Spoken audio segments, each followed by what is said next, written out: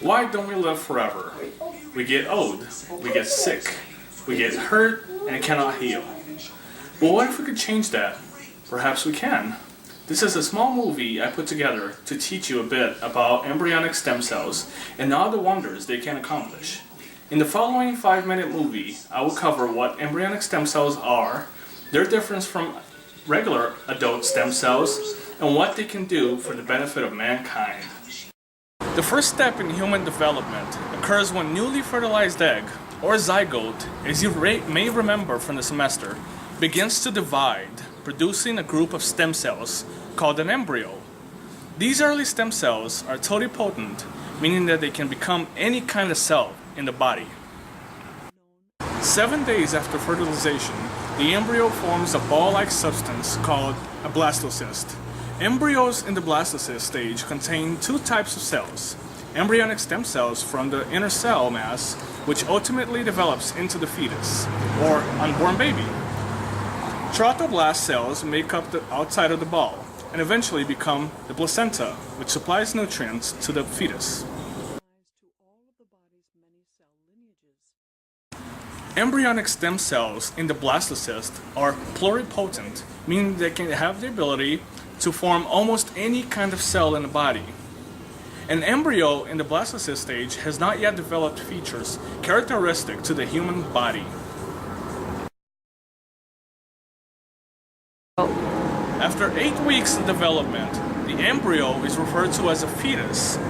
By this time, it has developed a human-like form. Stem cells in the fetus are responsible for the initial development of all tissues before birth. Like embryonic stem cells, fetal stem cells are also pluripotent.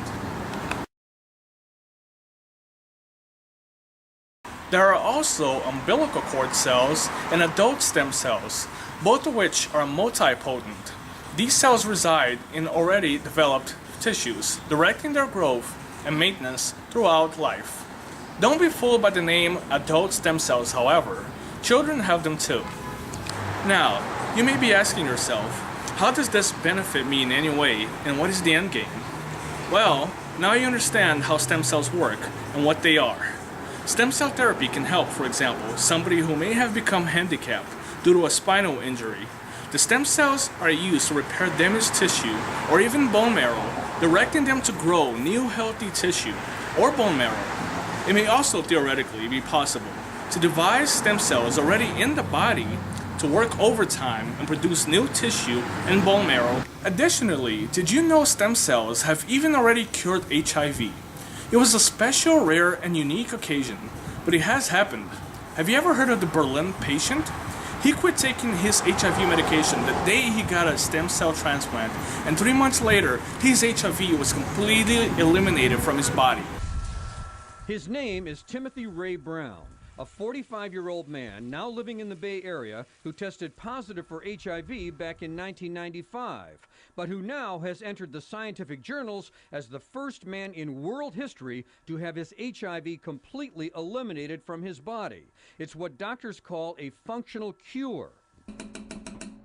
He was living in Berlin, Germany in 2007, dealing with HIV and leukemia, when scientists there gave him a bone marrow stem cell transplant that had astounding results. I quit taking my HIV medication on the day that I got the transplant, and haven't had to take any since. It's amazing. Yeah. The leukemia came back, unfortunately, about a year later. And so I got another transplant from the same donor in 2008 and in February. And luckily, both things have been absent.